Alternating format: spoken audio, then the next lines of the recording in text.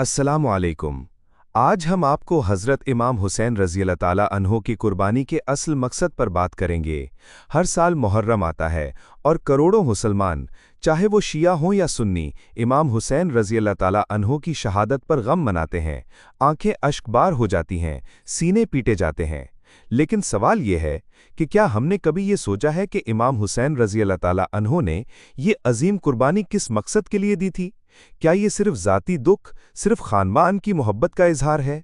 नहीं, इमाम हुसैन रज़ी अल्लाह ताला अन्हो ने करबला में सिर्फ अपना खून नहीं दिया, बल्कि एक नज़रिए को बचाने के लिए अपना सब कुछ कुर्बान कर दिया।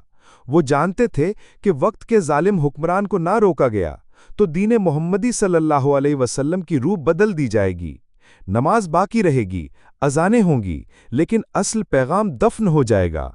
इमाम हुसैन रज़ी अल्लाह ताला अन्हो ने इक़्तिदार के लिए जंग नहीं की, बल्कि उन्होंने उस वक्त के निज़ाम में बिगाड़ को पहचाना और उसे रोकने के लिए आवाज़ बुलंद की। वो जानते थे कि खामोशी बुज़दिली है और हक़ के लिए आवाज़ बुलंद करना फ़र्ज़ है, चाहे सर कट जाए, चाहे बच्चों की लाशें उठानी पड़ें।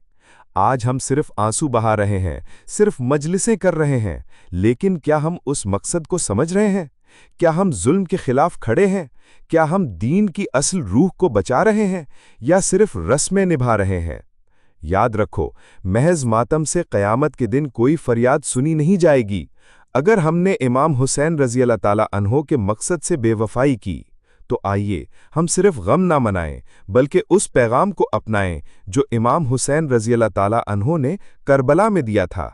बातिल के सामने डट जाना और हक़ के लिए मर मिट जाना। अगर आप इस पैगाम से मुत्तफ़िक हैं तो वीडियो को लाइक करें, शेयर करें और हमारा चैनल सब्सक्राइब करें। हक़ का साथ दें, हुसैन के रास्ते पर चलें। अस्सलामु अलैकुम।